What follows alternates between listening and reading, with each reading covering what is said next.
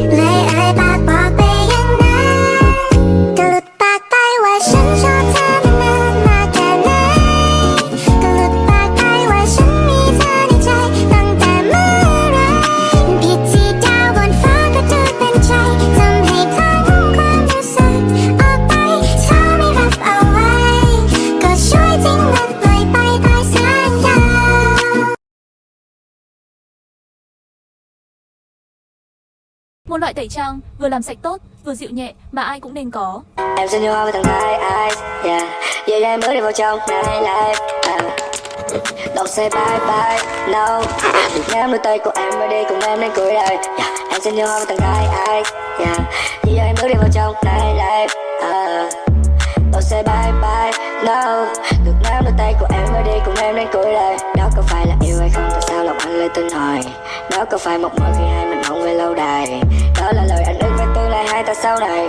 Có nụ hồng không phải feel lonely after midnight. Đó có phải là yêu hay không? Tại sao lòng tim anh nghe dại? Đó không phải tình yêu, tại sao tìm cách để sai lại? Giống như mình đều biết những lời ông bướm đi gây hại, thế nhưng mà cô đang trong đêm. Đừng có con nào pick me girl hỏi ta là tại sao cậu đi học còn là phải make up. Tao thích. Mày hỏi tao make để làm gì á? Để làm gì? Có mặt để làm gì à? Vì tao thích. Bây giờ tao đi ỉa mà có ai ngắm tao cũng make up luôn nhá. Tao nói thật, mà đi ỉa mà tao phải livestream tao cũng make up. Tao thà make up, tao thà dậy lúc 5 giờ sáng tao make up còn hơn là tao phải đeo khẩu trang nguyên một ngày tao chết, tao không chịu được. Tổ sư có những con chứ. Ôi cậu ơi, make up thì có nặng mặt không? Nặng lắm, đừng có make. Một mình tao đẹp thôi là được. Cái bà tao đi, mắc mớ thì hỏi vậy. Mắc mớ thì phải động chạm, mắc mớ thì phải rồi bắt đầu phải bảo là ôi tao không make up tao cũng đẹp, kệ cha mày, liên quan đến tao. Tao biết tao đẹp là nhờ make up. Không gọi là không từ tớ, không chối.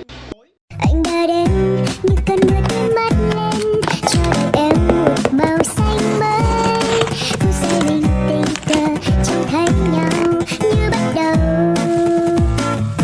Một chuyện tình như mơ cho em biết ngất ngơ, biết thẫn thờ để em bỗng ngu ngơ. Anh đã yêu, con tim nhẹ nhàng vui sướng. Tình yêu của anh đã cho em bóng vui, cho em bóng cười.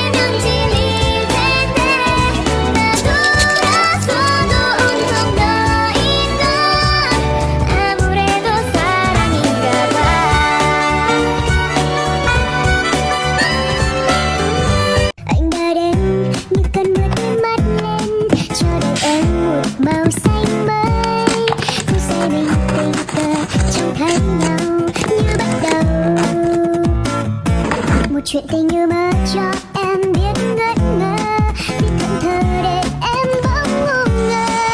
Anh đã yêu con tim nhẹ nhàng vui sướng, tình yêu của anh đã đến cho em bỗng vui, cho em bỗng cười, cho em biết rằng em đã biết rằng chẳng còn gì đẹp hơn khi yêu. Thật bối rối khi anh nói yêu, khi anh chẳng thể giữ anh ở lại bên em. Vì anh yêu em nhất nên tất cả mọi thứ về em anh đem cất.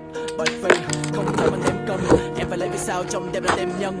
Thích ai vì anh vẫn thích chờ, em chính là thứ mà anh luyến tiếc nhất.